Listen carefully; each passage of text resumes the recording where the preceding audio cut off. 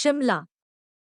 हिमाचल विधानसभा चुनाव को 6 दिन शेष रह गए हैं।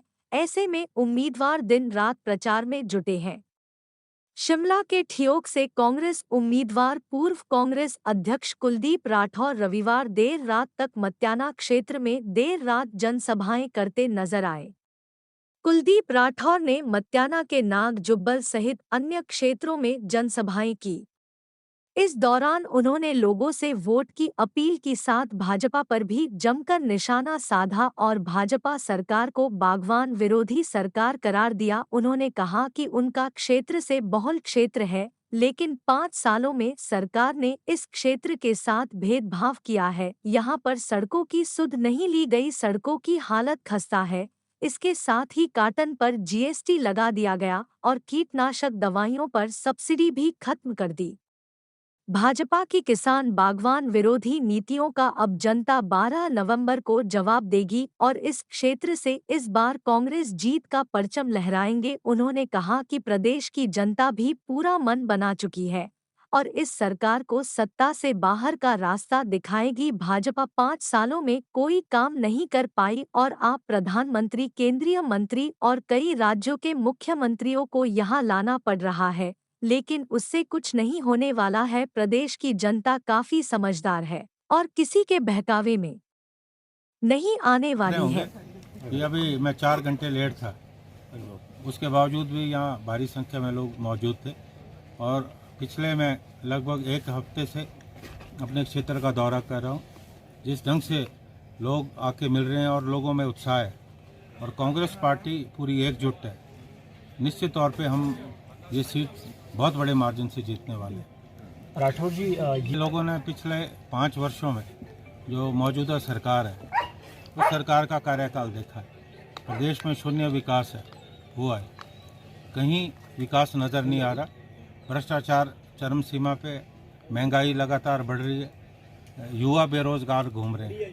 तो जनता पूरा मन बना चुकी है कि इस सरकार को सत्ता से हटाना है।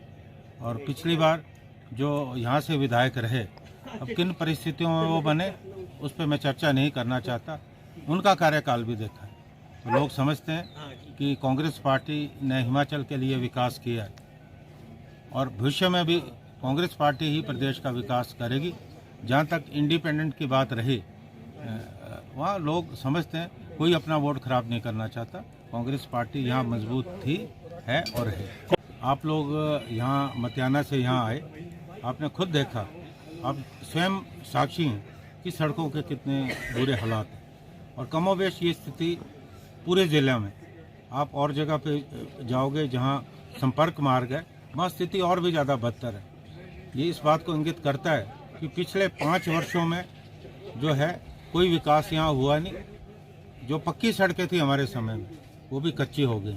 और दूसरी बात मैं कहना चाहता हूँ कि ये जो मौजूदा सरकार है ये बागवानी विरोधी सरकार है, बागवान विरोधी सरकार है। इनका जो रवैया रहा है उस रवैये से जो है क्षेत्र के बागवानों को नुकसान हुआ। अगर इन्होंने काम किए होते तो इन्हें किसी को लाने की ज़रूरत नहीं थी, लोग खुद वोट देते। अगर प्रदेश में कहीं विकास हुआ होता, आज चाहे प्रधानमंत्री आ रहे हैं या दूसरे मुख्यमंत्री आ रहे हैं, उसका कोई फ़र्क पड़ने वाला नहीं, क्योंकि हिमाचल के लोग भोले भाले ज़रूर है, वो समझते हैं कि किसने क्या किया। तो मुझे लगता है कि जो भी नेता बाहर से आ रहे हैं उनका कोई असर पड़ने वाला नहीं है। हिमाचल की जनता स्पष्ट रूप से मन बना चुकी है कि भारतीय जनता पार्टी को सत्ता से हटाना है और कांग्रेस को फिर से लाना है। जिस तरह से देखिए, कांग्रेस की जो सरकारें रही हैं हमेशा समान विकास पूरे प्रदेश में किया। हमने भेदभाव नहीं किया, चाहे कोई भी क्षेत्र हो। और बागवानों पे तो हमेशा मेहरबान रही है।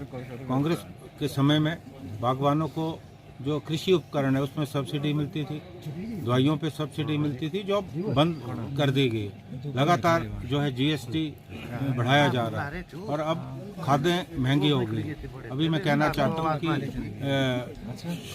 जब 18% जीएसटी सेब की गत्ते की पेटियों पे लगाया गया, जब विरोध हुआ तो सरकार ने आश्वासन दिया कि हम 6% जो है कम करेंगे और अनुदान देंगे।